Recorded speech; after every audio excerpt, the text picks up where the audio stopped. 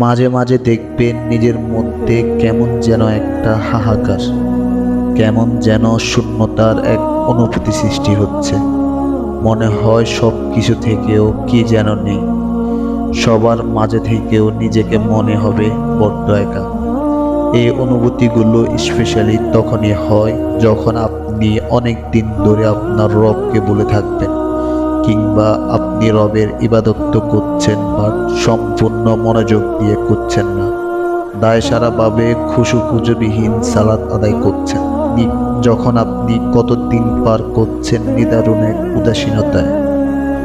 প্রকৃতপক্ষে আমাদের সবার হৃদয়ে একটি অপূর্ণতা, একটি শূন্যতা রয়েছে, যে শূন্যতা আল্লাহ ছাড়া দুনিয়ার অন্য কোনো কিছু দ্বারা পূর্ণ করা সম্ভব নয়।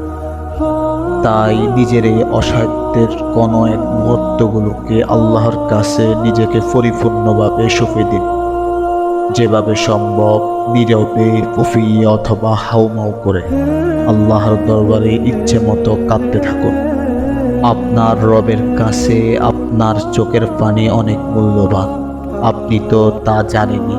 আল্লাহ তার পাপিষ্ঠ বান্দাদের শাস্তি দেওয়ার জন্য জাহান্নাম সৃষ্টি করেছেন, আর এই জাহান্নামে রয়েছে ভয়ঙ্কর আগুন, যা বান্দার কলিজা পর্যন্ত ভেদ করে ফেলবে।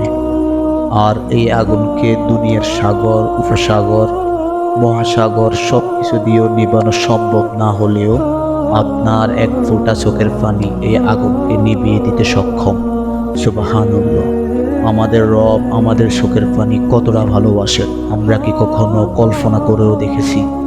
তাই দুনিয়ার খারাপ লাগা, কষ্টকর, বেদনাদায়ক মুহূর্তগুলো যেন আমরা গান শোনা, মুভি দেখা, কারো কাছে শেয়ার করা, এগুলোর পরিবর্তে আমাদের অশ্রু দিয়ে আল্লাহর কাছে শেয়ার করি। কারণ দুনিয়ার কেউ আমাদের চোখের পানির মূল্য না দিলেও মহান রব্বুল আলামিন আমাদের প্রতিটি অশ্রুকণার করা মূল্য পরিশোধ করবেন। এতক্ষণ আমি আপনাদের সাথে ছিলাম মোহাম্মদ নুর হোসেন। ভিডিওটি যদি ভালো লেগে থাকে আপনার বন্ধুদেরকে শেয়ার করবেন। আল্লাহ হাফেজ।